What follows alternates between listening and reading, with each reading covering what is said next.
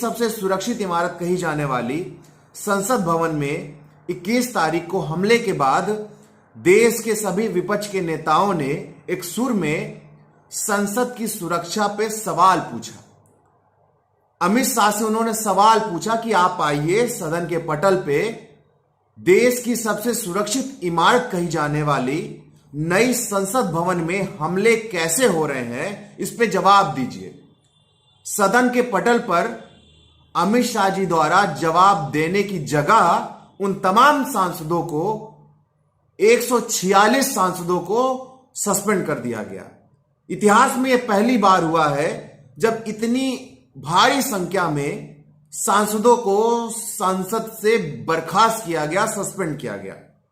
इस देश में शायद ही कोई व्यक्ति है जिस पे सरकार का पहरा नहीं लगा। मीडिया हाउस क्या न्यूज दिखाएंगे, अध्यापक क्या पढ़ाएंगे, युवा किस बात पे सवाल पूछेंगे, सभी बातों पे पहरा लग चुका है। इस दौर में जब पहरों के माध्यम से सरकार, ईडी और सीबीआई के माध्यम से सरकार अपने विपक्षी नेताओं को, अपनी विपक्षी पार्टियों को डराने धमकाने का काम कर रही है, इस दौर में देश के पदक वीरों ने अपना पदक देश के प्रधानमंत्री को वापस लौटाने का काम कर रहे हैं, क्योंकि उनको इस देश की सरकार से, इस देश के प्रधानमंत्री से भरोसा उठ चुका है। उनको लगता है कि अब इस सरकार में उनको न्याय नहीं मिलेगा। तभी देश की लिए मेडल जीतने वाली देश की बेटी साक्षी मलिक जी ने कल कुश्ती से संन्यास ले लिया। आज बजरंग पूनिया जी ने अपने पदकों को प्रधानमंत्री को वापस कर दिया। जो देश के पदक उनको मिले थे मेडल जीतने के लिए, जब उनके साथ अन्याय हो रहा है, जब उनके साथ गलत हो रहा है और उसके वो लड़ रहे हैं और उनको न्याय नहीं मिल रहा है, उससे वो दुखी होकर के आज उन्होंने अपना पदक देश के प्रधानमंत्री को वापस कर दिया है। ये केवल पदक वापस नहीं किया गया है, ये एक आस टूटी है एक खिलाड़ी की कि उसको उसी के देश में न्याय नहीं मिल रहा है। ये केवल खिलाड़ी की आस नहीं टूटी है, एक अध्यापक की भी आस टूट रही है कि इस देश के संविधान को पढ़ाने का जो उन्होंने अपराध किया है, जिस कारण से उनकी नौकरी चली गई है, अब वो अध्यापक परेशान है कि देश का संविधान पढ़ाने पर उन पर कार्रवाई हो रही है। विद्यार्थी परेशान है कि उन्होंने रोजगार पे सवाल किया तो उन पे लाठियां बरसाई जा रही हैं।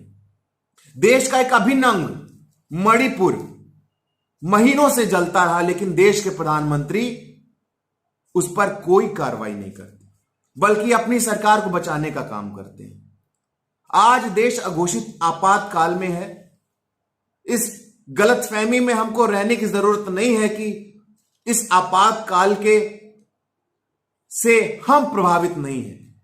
अगर कोई प्रभावित नहीं है तो आने वाले दिनों में आप भी प्रभावित होंगे, क्योंकि ये सरकार सभी संवैधानिक संस्थाओं को कब्जे में ले रही है, ये चुनाव आयोग को भी कब्जे में ले रही है, देश के शैक्षिक संस्थानों में भी अपनी विचारधारा यानी संघ की विचारधारा के लोगों को बैठालने का काम कर रही है। जिस तरीके से देश के शैक्षिक संस्थानों में भारतीय जनता पार्टी ने संघ के लोगों को स्थापित किया है, आने वाले दिनों में ये बहुत बड़ा विस्फोट लेने का काम करेंगे।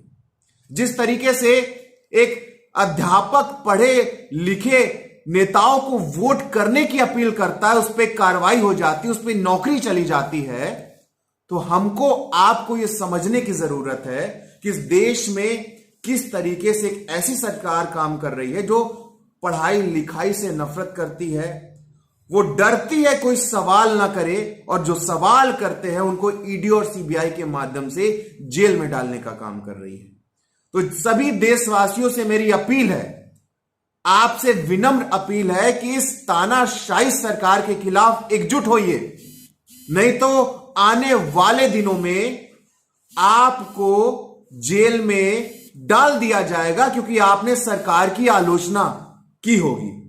तो वक्त है, समझ जाइए, आने वाले दिनों में इस सरकार को सत्ता से बेदखल करिए और देश में बाबा साहब भीमराव अंबेडकर जी के संविधान को और देश को बचाने के लिए अपना अहम योगदान दीजिए। बहुत बहुत शुक्रिया, बहुत बहुत धन्यवाद। इंकलाब जिंदाबाद।